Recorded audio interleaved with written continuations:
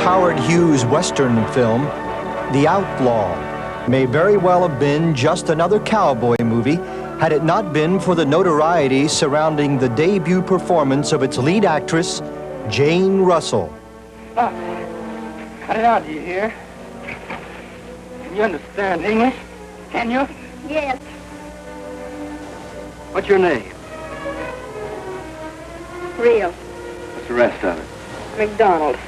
The film, mild and innocuous in today's terms, was completed and briefly shown in 1941, but not officially released until 1950.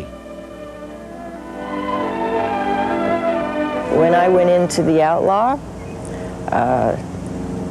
I had no idea they were going to do that kind of a publicity campaign, but they did. There was nothing in the role that I didn't, that I objected to. It was strictly the publicity, the billboards, the paintings, and a lot of them they're not photographs at all, they're paintings.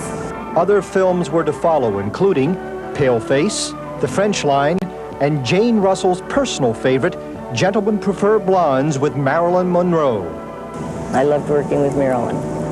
We were very friendly on the picture, but I don't think anybody ever got really that close to Marilyn and stayed that close. She seemed to change her friends according to which group she was with.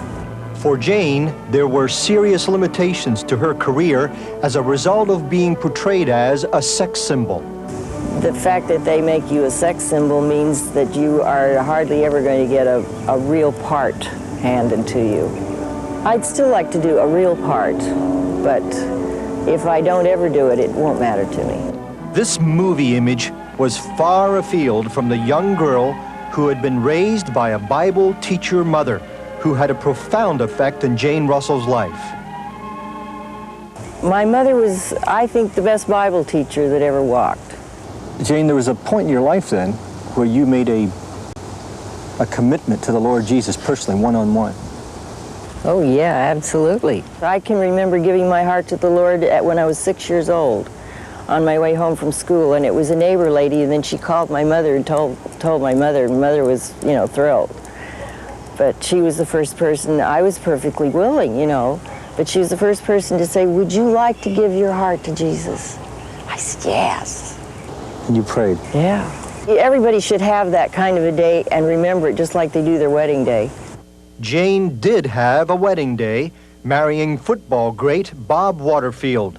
However, it eventually turned out to be one of the most painful experiences of her life. You experienced divorce. Was that painful for you? Horrible. Absolutely horrible. And I never in a million years thought I would ever divorce. But it was a matter of sanity. There was absolutely no way out. How long had you been married when that happened? 23 years. I'd gone with him 5 years before that. And it was horrible on him. And he's passed away now. And I was married again, and my husband died. I've had some dandy times. But in that The Lord has never left my side, or I've never left his. Miss Jane Russell. What makes a full-figured woman shy?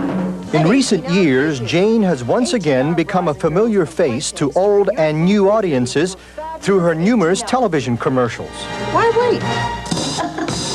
Because once upon a time on a Sunday morning, three girls got together in the early dawn. Three girls who had migrated westward, from England, Georgia, and San Fernando. Today, with friends Connie Haynes and Burl Davis, Jane is singing and performing on stages throughout the country. It was the Lord calling the Lord, calling the Lord, calling to us.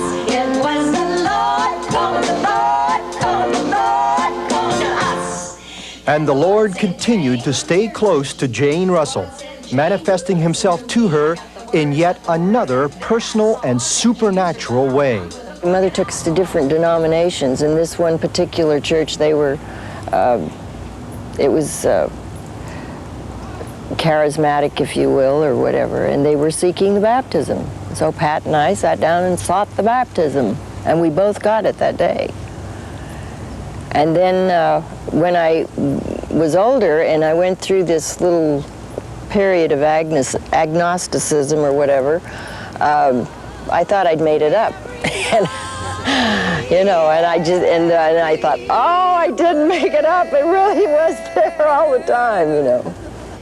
Just look for him and he'll be.